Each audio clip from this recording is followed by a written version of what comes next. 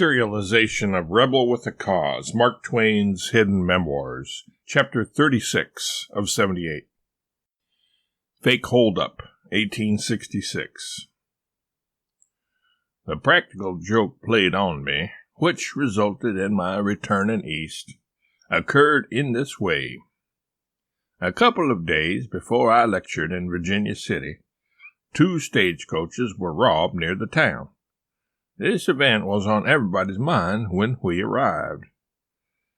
Thinking themselves clever, some supposed friends of mine took it into what passed for their minds to waylay my lecture agent and myself late one night as we were walking over the desolate divide back to Virginia City after having lectured in Gold Hill.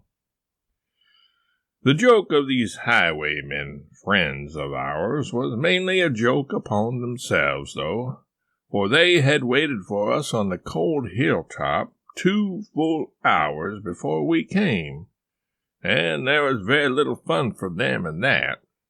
If the thermometer had been an inch longer, they would have all frozen to death. They were so chilled that it took them a couple of weeks to get warm again.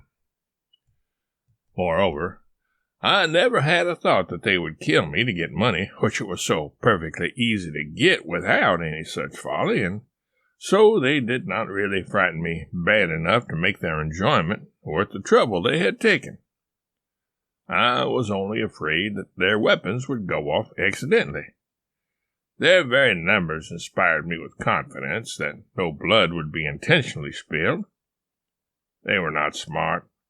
They ought to have sent only one highwayman with a double-barreled shotgun if they desired to see the author of these memoirs climb a tree. Shortly after that incident, I took a berth in a steamship bound for New York by way of the Isthmus, a trip that was not much of a picnic excursion, for the cholera broke out among us on the passage, and we buried 2 or 3 bodies at sea every day. Editor's notes. As livid as Twain was at the time about the practical joke played on him, see Chapter 79 of Roughing It for the full story.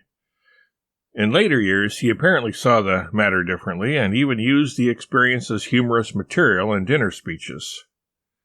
In an 1893 letter to his wife Livy, he described one such occasion where he talked about the midnight highway robbery joke played upon me with revolvers at my head on the wind-swept and desolate Gold Hill divide, of which no witness is left but me, the victim.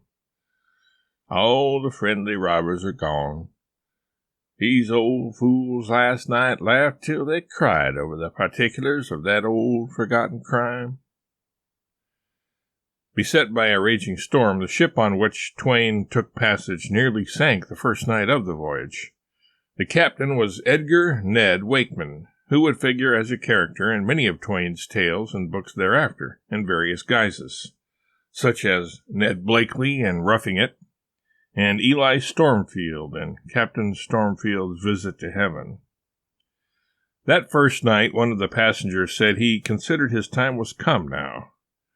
Nevertheless, he added, "If anybody can save her, it's old Wakeman."